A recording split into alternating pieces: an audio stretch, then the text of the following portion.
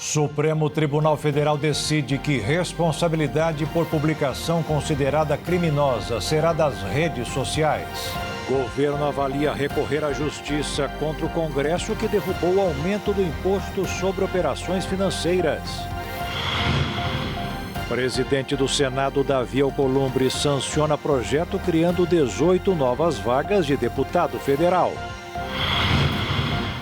Preço do café aumenta mais de 80% em um ano e alimenta índices de inflação.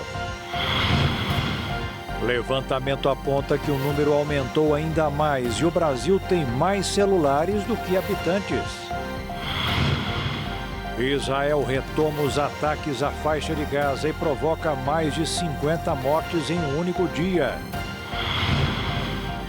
Metade dos tratamentos para parar de fumar dão certo com o uso da inteligência artificial. E a especialidade da população de uma única espécie de coral que vive no litoral paulista é combater a poluição provocada pelo ser humano. É agora no Jornal das 22.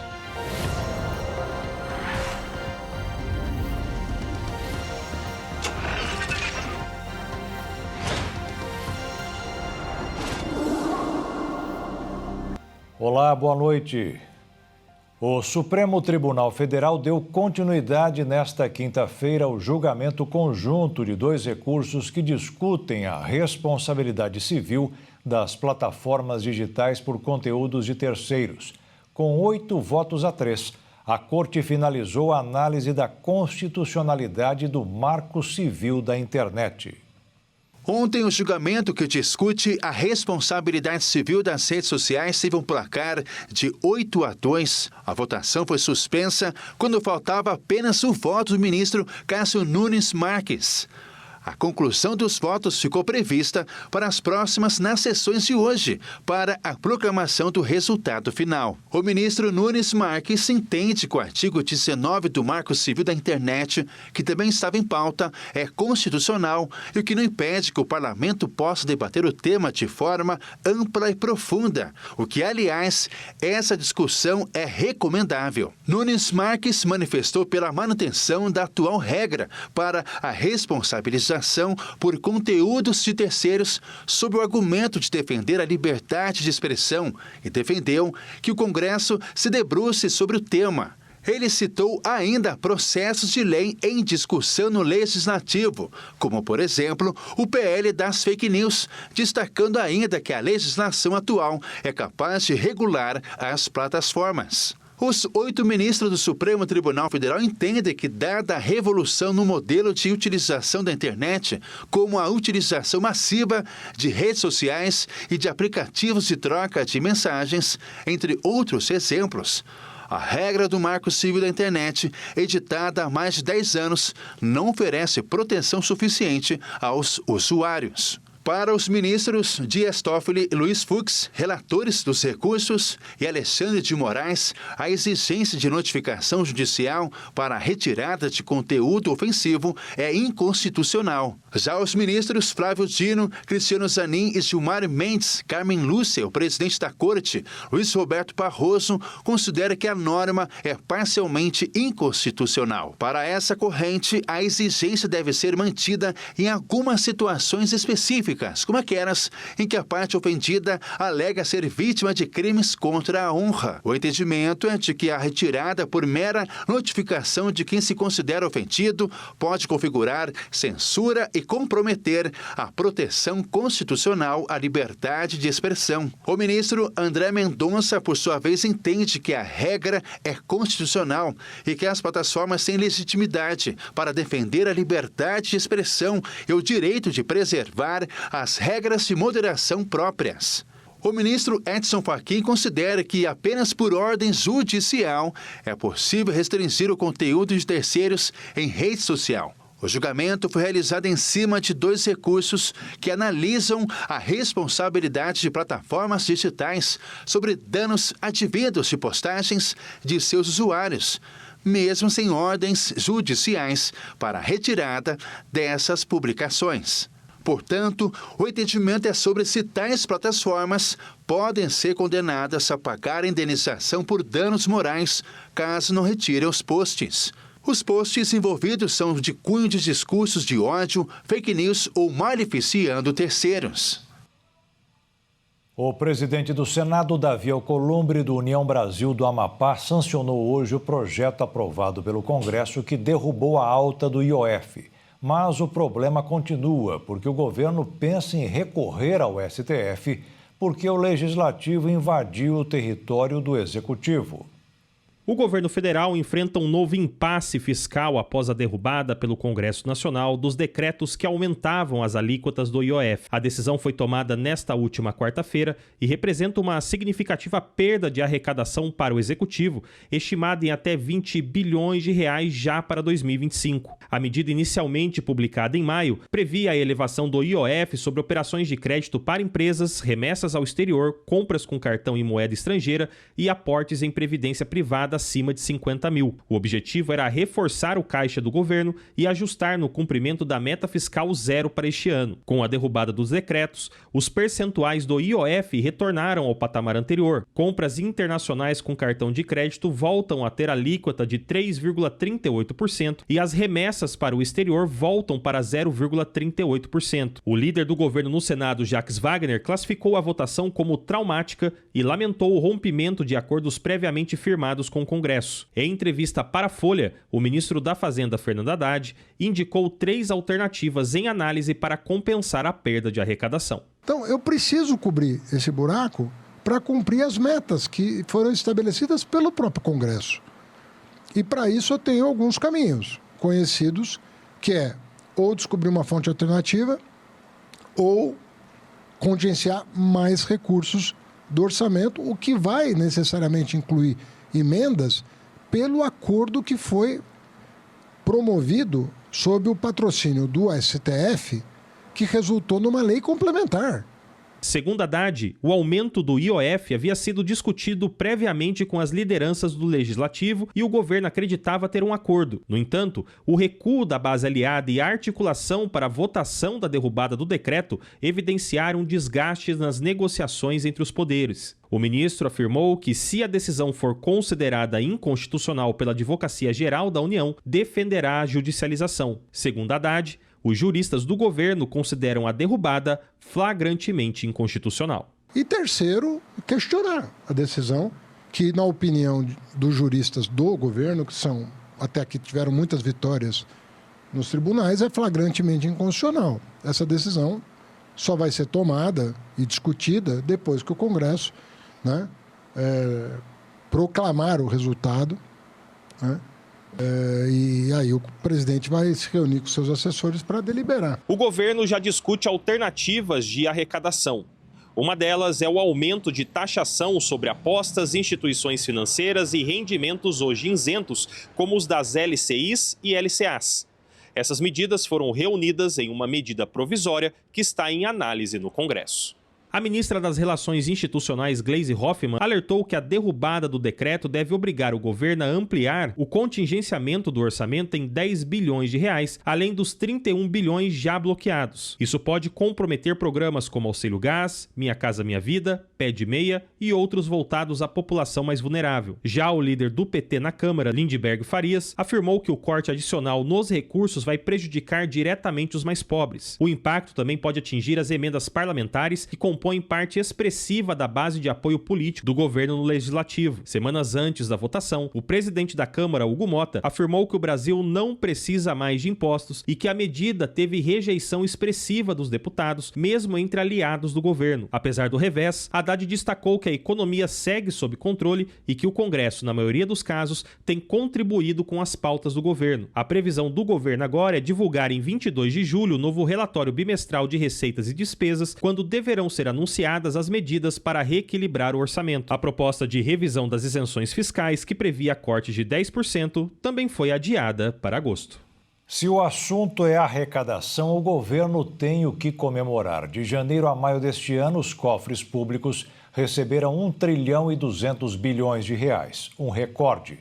Segundo a Receita Federal, é o maior número desde que o indicador começou a ser medido 30 anos atrás.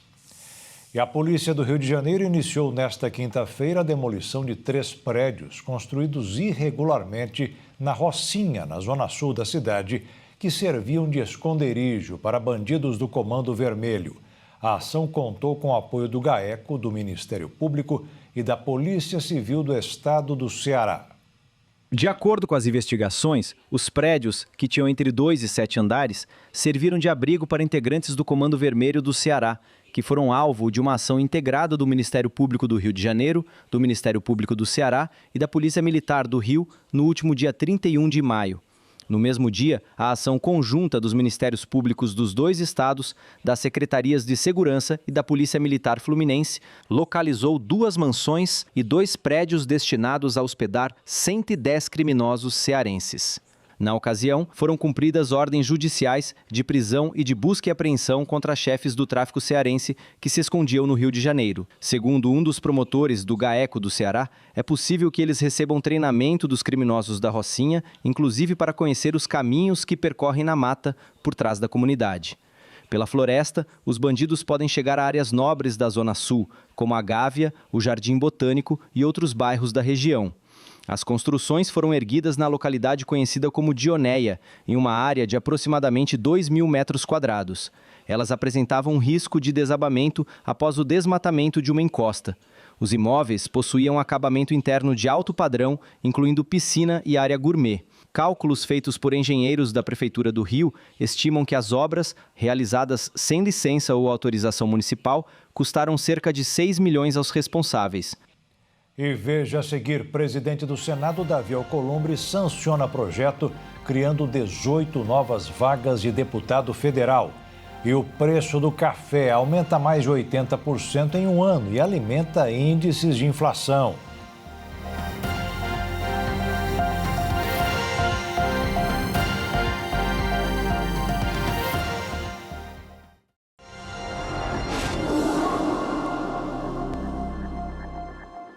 O presidente da Fiesp, Josué Gomes, afirmou hoje que vê o Congresso brasileiro sendo incoerente. Ele concordou com a derrubada do aumento do imposto sobre operações financeiras, mas não vê sentido na criação de novas vagas de deputados federais. Mais gastos para toda a sociedade pagar. De 513 para 531.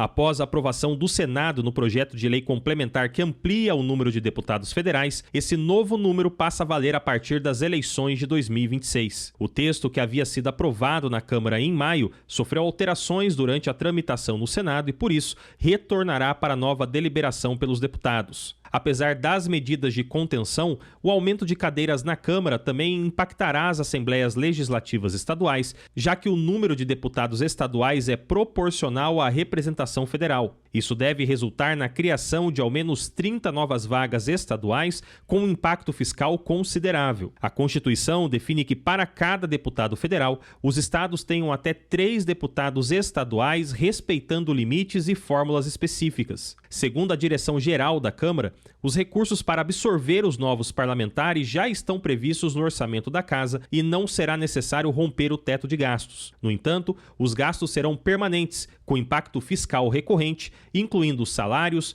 benefícios, emendas parlamentares e verbas de gabinete, atualmente no valor de R$ 133 mil por mês por deputado. A origem do projeto remonta a uma ação judicial apresentada pelo Estado do Pará, que alegava defasagem na sua representação legislativa. Com o crescimento populacional, o Estado reivindicava mais vagas, argumento acolhido pelo STF, que deu ao Congresso prazo até 30 de junho para ajustar as cadeiras conforme o censo. Segundo Rodolfo Tamanarra, professor de Ciências Políticas do IBMEC Brasília, o impacto econômico da decisão é muito relevante. A gente está falando aí de praticamente 4 milhões de reais por ano por deputado federal, né? Além, contando aí todas as verbas, não só a remuneração, o salário, né? Como também todas as verbas, tudo aquilo que, vamos dizer assim, que compõe, né, o conjunto de ferramentas que o deputado tem para poder atuar. Para evitar o desgaste político e retirar cadeiras de estados que perderam peso populacional, o Congresso optou por ampliar o número total de deputados sem reduzir o número de representantes de nenhuma unidade da federação. Ajustar a representação proporcional dos estados na Câmara tem enfrentado resistência. Uma pesquisa recente do Instituto Datafolha apontou que 76% dos brasileiros se posicionam contra o aumento no número de deputados. Apenas 20% apoiam a medida. Outro ponto de atenção está nas emendas individuais ao orçamento. Com mais deputados, haverá duas opções. Ou o valor total de emendas permanece inalterado, sendo redistribuído entre mais parlamentares, ou será necessário aprovar uma proposta de emenda à Constituição para ampliar o teto de 2% da receita corrente líquida, como estabelece a Constituição Federal. Metade desses recursos deve ser obrigatoriamente destinada à saúde. Entre as mudanças feitas pelos senadores, foram retiradas do projeto original a exigência de auditoria dos dados do censo pelo Tribunal de Contas da União e a possibilidade de questionamento judicial por partidos e governos estaduais. Também ficou definido que os valores orçamentários de 2025 serão mantidos para a legislatura de 2027 a 2030, sem autorização para créditos adicionais ou remanejamentos. A proposta surgiu após uma decisão do Supremo Tribunal Federal que determinou a revisão da composição da Câmara dos Deputados com base nos dados atualizados da população, algo que não ocorria desde 1993.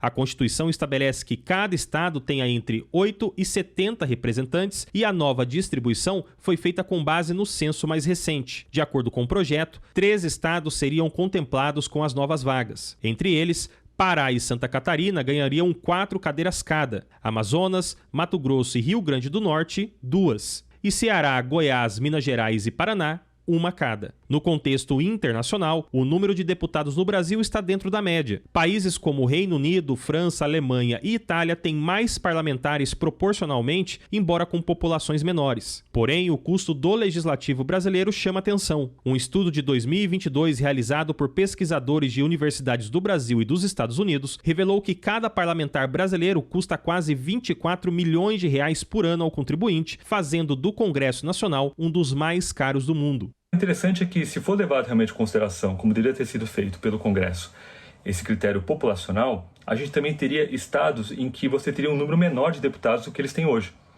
Só que a decisão que os parlamentares acabaram tendo foi exatamente de simplesmente aumentar o número de deputados para aqueles estados em que houve um acréscimo populacional. Então, o que nós vamos ter em termos práticos, de forma muito concreta, é um aumento do custo para a manutenção desse corpo de servidores, porque os políticos, os parlamentares são servidores públicos, sem necessariamente uma clareza com relação à necessidade desse aumento diante de uma eventual falta de representatividade. O deputado federal Fábio Teruel, do MDB de São Paulo, mandou 11 milhões de reais em emendas para a Prefeitura de Barueri. O prefeito Beto Piteri, do Republicanos, confirmou a remessa e a utilização de 2 milhões e 200 mil reais para recapear ruas do condomínio de luxo com residências de até 50 milhões de reais, onde o parlamentar mora. A lei proíbe a utilização de dinheiro de emendas para benefício próprio. O deputado Fábio Teruel não se manifestou sobre o fato. A prévia da inflação medida pelo IBGE desacelerou. O IPCA 15 ficou em 0,26% este mês. E depois de 9 altas seguidas, os alimentos apresentaram um leve recuo, menos o café, que mesmo com o preço mais baixo no campo, subiu mais de 80% para o consumidor. Na prévia da inflação de junho, o café moído foi o segundo item que mais pesou na inflação do mês. Segundo o IBGE, desde março, a inflação do café já vem diminuindo o ritmo de alta mês a mês. Mas, no acumulado em 12 meses até junho, o produto já encareceu 81,6%.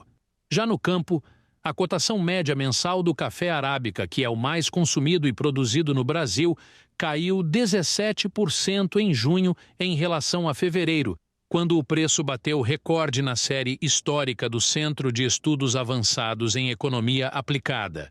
Para os economistas, a tendência é de que a queda de preços no campo comece a chegar ao consumidor somente no segundo semestre, mas de forma lenta e gradual. Apesar de começar ainda este ano, a tendência é de ganhar intensidade em 2026. O repasse de preços do campo até o supermercado costuma demorar. Isso porque gasta um tempo entre a colheita, o processo de secar o café, de beneficiar, até chegar na indústria para ser torrado, embalado para, só depois, ser distribuído para os mercados. Em fevereiro deste ano, a cotação do café arábica bateu um recorde na série histórica do Centro de Estudos Avançados em Economia Aplicada, iniciada em 96. Segundo especialistas, a alta dos preços aconteceu porque o Brasil exportou mais que o normal no ano passado, o que fez o país entrar em 2025 com baixos estoques. O mundo passou a demandar mais café do Brasil por um impacto geopolítico da guerra no Oriente Médio. O mercado financeiro gostou hoje do recuo do indicador de inflação no Brasil. Acompanhou também o que a guerra tarifária do presidente dos Estados Unidos, Donald Trump, está provocando, com a maior queda das exportações dos últimos 5 anos e da redução de 0,5% no PIB do país. No Brasil, o dólar caiu quase 0,5% e terminou o dia cotado abaixo de R$ 5,50. Na Bolsa de Valores, a alta foi igual, aos 137.114 pontos. E a ANAC determinou uma restrição administrativa contra a empresa Aerolíneas Argentinas, depois da companhia aérea apresentar uma série de falhas que não foram corrigidas, mesmo após ser notificada. Com a medida, a empresa está temporariamente impedida de operar no Brasil e aumentar as frequências de voos. A ação da ANAC é provisória e sem prazo determinado, mas será mantida até que a empresa argentina regularize sua situação.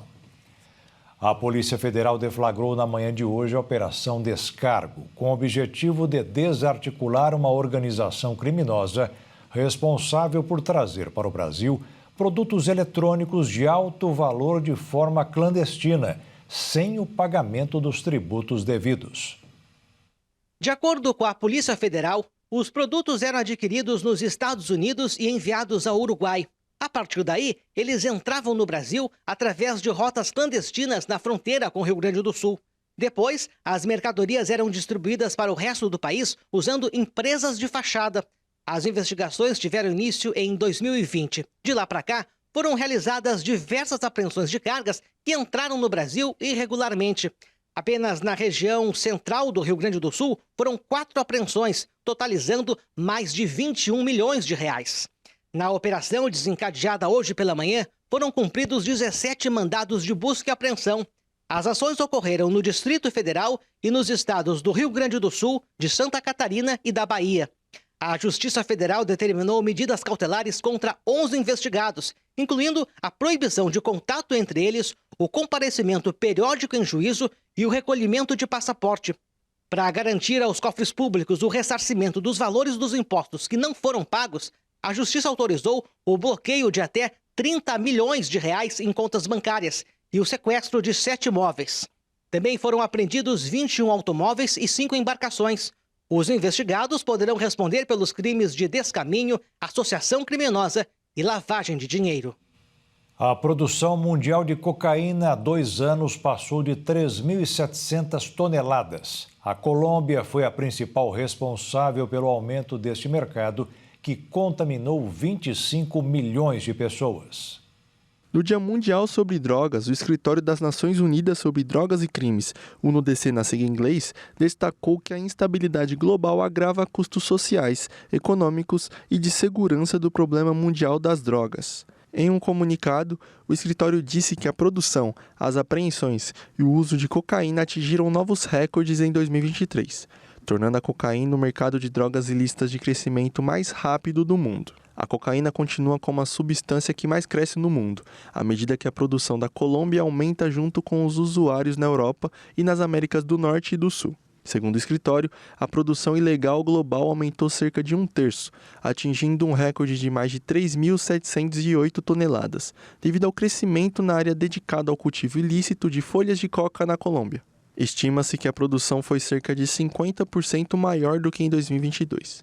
O número estimado de usuários de cocaína em todo o mundo também continuou a crescer, chegando a 25 milhões de pessoas em 2023 contra 17 milhões 10 anos antes, informou a agência. Os maiores mercados de cocaína são a América do Norte, a Europa Ocidental e Central e a América do Sul, com base no número de pessoas que usaram drogas no ano passado e em dados derivados da análise de águas residuais, indicou o levantamento. O comércio de drogas sintéticas também continuou se expandindo, amparado pelos baixos custos operacionais e pela redução do risco de detecção para aqueles que fabricam ou contrabandeiam as drogas.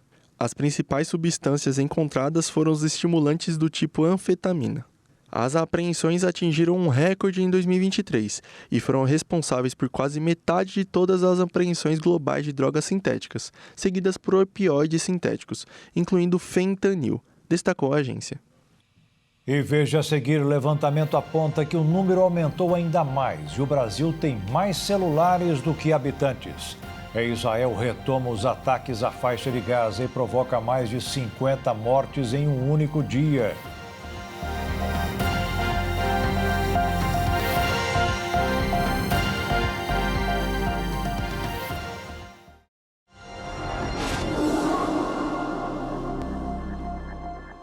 O presidente Luiz Inácio Lula da Silva telefonou hoje para o pai de Juliana Marins, que morreu em uma trilha de vulcão na Indonésia, para dizer que o governo vai trazer o corpo dela de volta.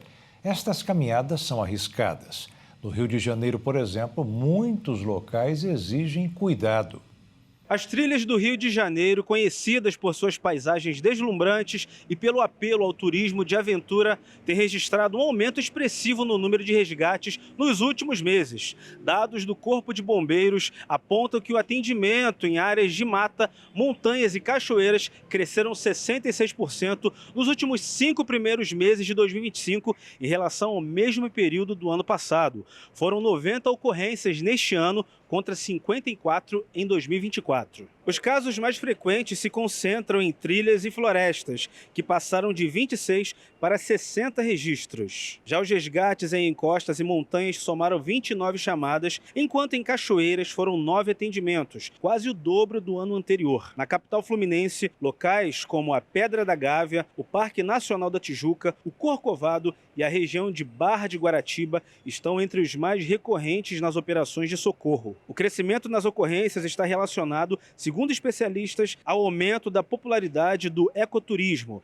após a pandemia do Covid-19. Com mais pessoas buscando atividades ao ar livre, crescem também os riscos, sobretudo entre os que iniciam trilhas sem preparo físico, orientação adequada ou equipamentos de segurança. Para diminuir os perigos, o Serviço Geológico do Brasil deu início há cerca de 3 anos à criação de um sistema de gestão de riscos geológicos voltado para parques naturais e geoparques. O objetivo é mapear áreas vulneráveis a escorregamentos, deslizamentos, quedas de blocos de rocha e outros eventos que possam comprometer a segurança de visitantes. Diante dos recentes casos no Brasil e no exterior envolvendo acidentes em trilhas, autoridades reforçam o alerta. A prática do turismo em áreas naturais exige planejamento, conhecimento prévio dos percursos, acompanhamento de guias credenciados e atenção às condições climáticas.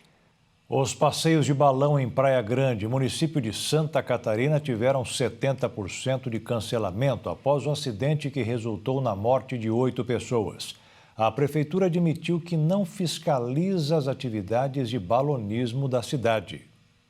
O passeio de balão de ar quente, carro-chefe das atrações turísticas de Praia Grande, município de Santa Catarina, enfrenta um cenário de incerteza após o acidente que custou a vida de 8 pessoas. Um balão de turismo pegou fogo no ar e despencou do céu. A Polícia Civil iniciou a investigação e interrogou o piloto que sobreviveu. O depoimento apontou que foi sentido um cheiro de queimado após a decolagem, provavelmente causado por um princípio de incêndio na capa do tanque de gás. O piloto buscou o extintor que não funcionou e realizou uma descida de emergência.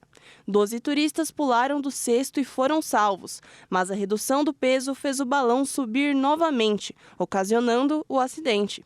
Segundo a Associação de Voos e Instrução de Balão de Ar Quente, 70% dos passageiros que reservaram passeios por operadoras que atuam na cidade foram cancelados.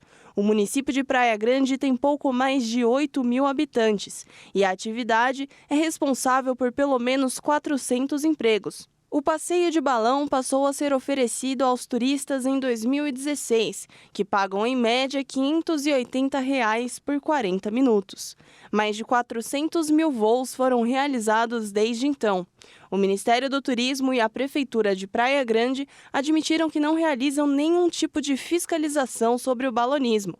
Além disso, não existe Código Nacional de Atividades Econômicas específico para a atividade, o que dificulta o enquadramento jurídico das empresas e a segurança dos passageiros e operadores de balão.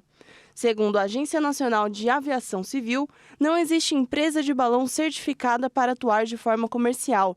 Por isso, serão implementadas novas medidas, como a criação de uma legislação própria para o balonismo comercial e a definição de um período de transição para que as empresas em operação se adaptem às novas regras.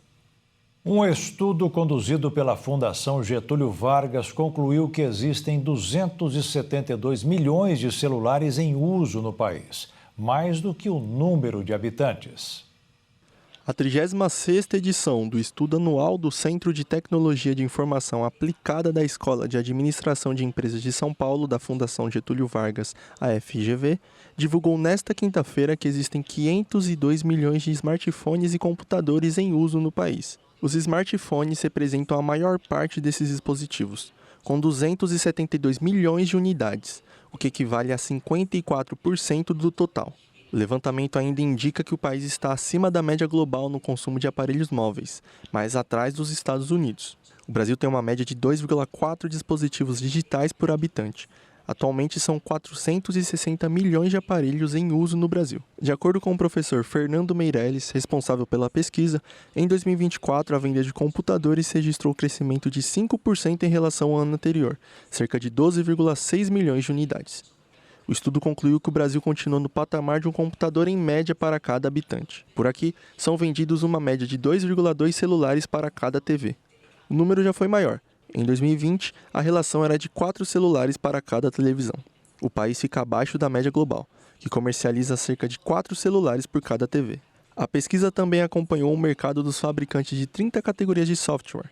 A Microsoft ficou no primeiro lugar do ranking, com quase 90% do uso. Google e Kelly foram os fabricantes que mais aumentaram a participação no mercado. Já as plataformas de videoconferência, o uso do Microsoft Teams cresceu 48%, passando o Zoom, que ficou com 28%, e o Google Meet com 22% do uso dessas ferramentas. Após os ataques dos Estados Unidos à fábrica de urânio enriquecido de Teherã, um relatório aponta que grande parte do estoque de urânio permanece intacto. Com essa informação, os Estados Unidos e Israel exigiram ao Irã que entregasse seu urânio enriquecido.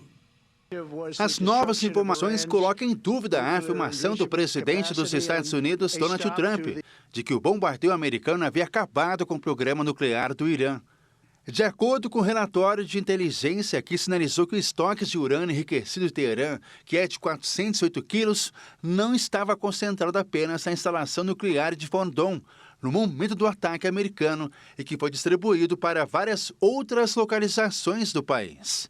O Irã sinalizou que o estoque de urânio enriquecido foi movido antes dos ataques em Washington. A avaliação parcial de que a instalação sofreu danos extensos, mas não destruição completa. Após o ataque, o presidente Donald Trump classificou como um sucesso e disse que não acreditava em uma avaliação provisória da inteligência dos Estados Unidos e que dizia que o programa nuclear iraniano havia sido atrasado apenas por alguns meses. Um outro relatório divulgado por Israel apontou que o ataque americano ao local nuclear iraniano destruiu a infraestrutura crítica do local e tornou a instalação de enriquecimento inoperante. Com as declarações de Teherã, os Estados Unidos e Israel exigiram ao Irã que entregue todos os seus estoques de urânio enriquecido, que, segundo relatórios de inteligência, foram removidos dos locais bombardeados durante a recente Guerra dos 12 Dias. O presidente americano Donald Trump também planeja exigir que o Irã aceite uma proibição ao enriquecimento adicional de urânio e limite rigorosamente a produção de mísseis. O episódio marca um novo capítulo nas tensões envolvendo os três países e o programa nuclear do Irã, Em um discurso transmitido pela televisão estatal do líder supremo do Irã, o Ayatollah Ali Khamenei, ameaçou bombardear mais bases dos Estados Unidos no Oriente Médio, caso o Irã seja novamente atacado por Washington. Khamenei também afirmou que o governo americano superestimou a extensão dos danos causados. Durante o discurso, o Ayatollah acelerou a vitória do Irã sobre Israel, garantiu que a República Islâmica não vai se render aos Estados Unidos. A República Islâmica tem acesso a importantes bases na região e pode agir contra elas sempre que julgar necessário, quando for uma questão significativa. Pode acontecer novamente no futuro. Se um ataque ocorrer, o custo ao inimigo e agressor certamente vai ser alto. O Irã ainda teria condições de produzir uma arma atômica, caso tenha conseguido manter os seus estoques de urânio enriquecido. Teherã insiste que seu programa é para fins civis e pacíficos. Após ataques contra o Irã, Israel retomou o foco à faixa de Gaza. O novo bombardeio israelense matou 56 pessoas e deixou dezenas feridas, enquanto aguardavam caminhões com ajuda humanitária. Os bombardeios ocorreram após Tel Aviv anunciar que voltaria seu foco militar para o território palestino. Ao menos 9 pessoas morreram em uma escola que servia de abrigo para as famílias deslocadas de um bairro na cidade de Gaza. E outras 3 foram mortas por disparos. Durante o ataque, dezenas de civis ficaram feridos. Eles aguardavam alguns caminhões de ajuda humanitária ao longo de uma estrada. Em meio aos novos bombardeios, Israel também suspendeu a entrada de ajuda sob a tutela de que havia risco dos suprimentos serem confiscados pelo grupo Hamas. Desde o início da escalada de ataques israelenses, há relatos de múltiplas mortes nos pontos de auxílios. A investida acontece enquanto o Egito e Catar, com o apoio dos Estados Unidos, tentam convencer os países em conflito a retomar as negociações de cessar-fogo. Ainda não está prevista uma nova rodada de negociações para os diálogos. Israel não comentou sobre as últimas ações no território palestino, mas afirmou que busca eliminar o Hamas e libertar os reféns que continuam mantidos em cativeiro. E a seguir, metade dos tratamentos para parar de fumar dão certo com o uso da inteligência artificial. E a especialidade da população de uma única espécie de coral que vive no litoral paulista é combater a poluição provocada pelo ser humano.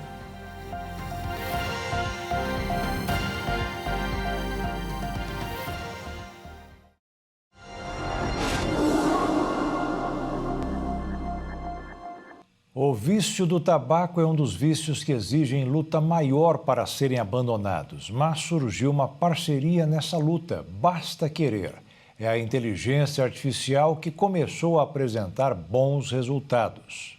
Ferramentas baseadas em inteligência artificial estão se consolidando como importantes aliadas no combate ao tabagismo, tanto tradicional quanto eletrônico. Durante a Conferência Internacional sobre Controle do Tabaco, realizada em Dublin, na Irlanda, especialistas de diversos países apresentaram dados que mostram como o uso de tecnologias inteligentes podem dobrar as chances de sucesso nos programas de cessação do fumo. Entre as soluções mais promissoras estão aplicativos e sistemas digitais que simulam conversas humanas, monitoram o comportamento dos usuários e oferecem orientações personalizadas em tempo real. Utilizando algoritmos de aprendizado de máquina e processamento de linguagem natural, essas plataformas ajudam fumantes a lidar com gatilhos emocionais, períodos de estresse e recaídas. Em alguns casos, os sistemas são integrados a dispositivos como relógios inteligentes que analisam batimentos cardíacos e níveis de ansiedade para fornecer apoio imediato. Estudos apresentados durante o evento indicam que as taxas de abandono do cigarro em programas que utilizam IA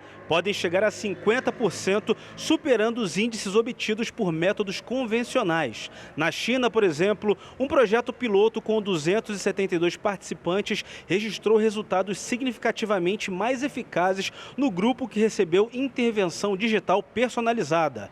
Já no Reino Unido, onde o Sistema Público de Saúde oferece suporte com IA desde 2021, 45% dos usuários permaneceram sem fumar após 6 meses de acompanhamento. Apesar dos avanços, especialistas reforçam que a tecnologia deve ser vista como um complemento e não uma substituição aos métodos tradicionais, que envolvem acompanhamento médico, suporte psicossocial e, em alguns casos, o uso de medicamentos. A Organização Mundial da Saúde destacou que apenas 1/3 dos países no mundo oferece acesso a programas estruturados de cessação, embora 60% dos fumantes manifestem desejo de parar. O Brasil também foi citado durante a conferência como exemplo positivo. O Programa Nacional de Combate ao Tabagismo, oferecido gratuitamente no Sistema Único de Saúde, foi elogiado por sua ampla cobertura e abordagem integral. A combinação de ações presenciais com possíveis soluções digitais é vista como um caminho promissor para ampliar o alcance e a eficácia no enfrentamento do tabagismo em todo o mundo. A cidade de São Paulo registrou uma sequência de ataques a ônibus. Em 9 dias foram 125 casos. De acordo com relatos de motoristas e cobradores, a maior parte dos ataques envolveu pedradas nos vidros dos veículos. A situação tem causado temor nos profissionais e nos passageiros. A situação incomum fez com que a gestão do governador Tarcísio de Freitas designasse o Departamento Estadual de Investigações Criminais à frente das apurações. Na capital foram 125 casos em 9 dias. A região central foi a mais afetada, com 36 depredações. Motoristas e cobradores que transitam pela área disseram conviver com a insegurança e com a pressão de garantir a integridade física dos passageiros. Para os condutores, os atos de vandalismo são organizados. Alguns profissionais afirmaram que as ações são resultantes de desafios feitos em grupos de redes sociais, mas não há confirmação oficial de que isso seja a motivação. O condutor precisa fazer um relatório do que aconteceu, com detalhes da ação, local e horário. O cenário atual fez com que o Sindicato dos Motoristas de São Paulo encaminhasse um ofício para a Secretaria de Segurança Pública. O ABC Paulista também tem registrado ataques aos veículos de transporte municipal. 4 ônibus foram apedrejados no centro de Santo André. De acordo com a Prefeitura, não houve vítimas, sendo registrados apenas danos materiais nos coletivos.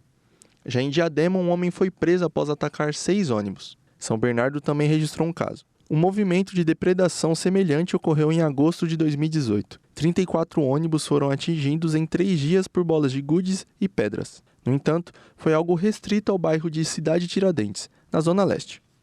Subiu para 5 o número de mortos pelas enchentes no Rio Grande do Sul. Uma pessoa está desaparecida.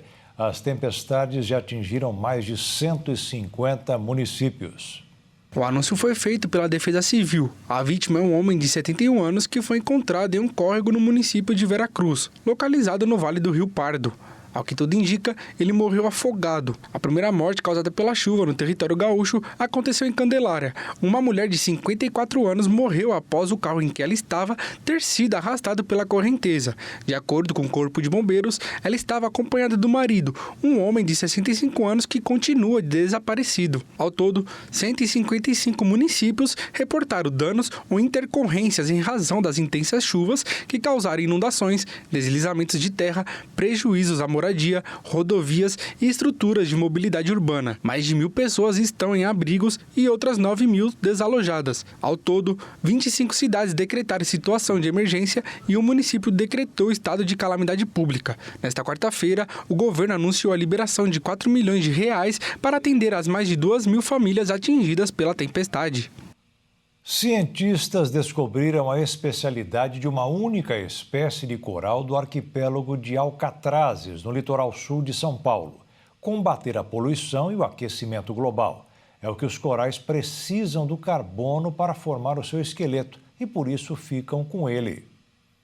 Os resultados são de um estudo publicado na revista Marine Environmental Research por pesquisadores apoiados pela FAPESP no Instituto do Mar da Universidade Federal de São Paulo, em Santos. Os autores analisaram exemplares de coral cérebro, cujo esqueleto é composto basicamente de carbonato de cálcio.